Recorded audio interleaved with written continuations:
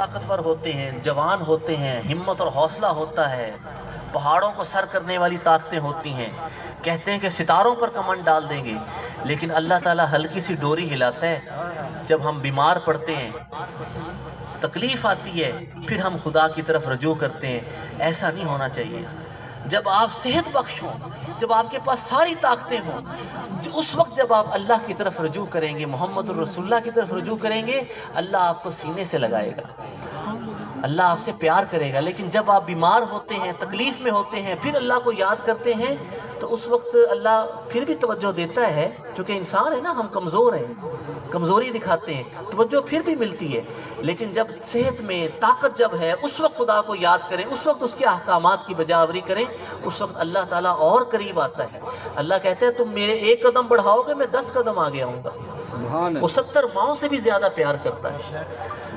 तो असल चीज़ हमारी ज़िंदगी का मकसूद मार्फत इलाही होनी चाहिए, अल्लाह की पहचान। और अल्लाह की पहचान हासिल नहीं हो सकती जब तक शरीयत मोहम्मदी पर अमल ना हो, और शरीयत मोहम्मदी पर अमल हम कर नहीं सकते जब तक हुज़ूर सल्लम से सच्चा इश्क ना हो।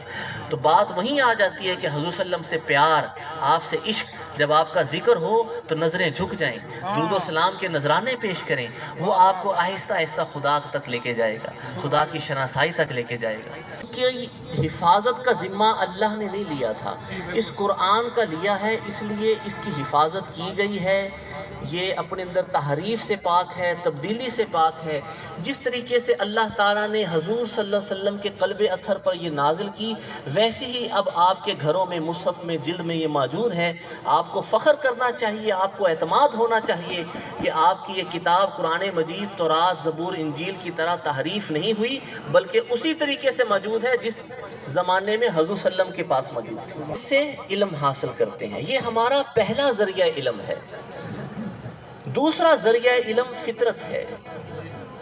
इसके अंदर हमारे हवासे खमसा ज़ाहिरा भी आ जाते हैं, हवासे खमसा बातना भी आ जाते हैं।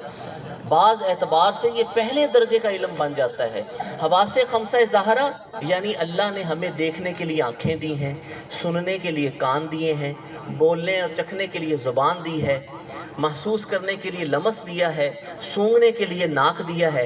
ये 5 हवासे खमसा हैं, इसके ज़रिए भी इल्म आता है।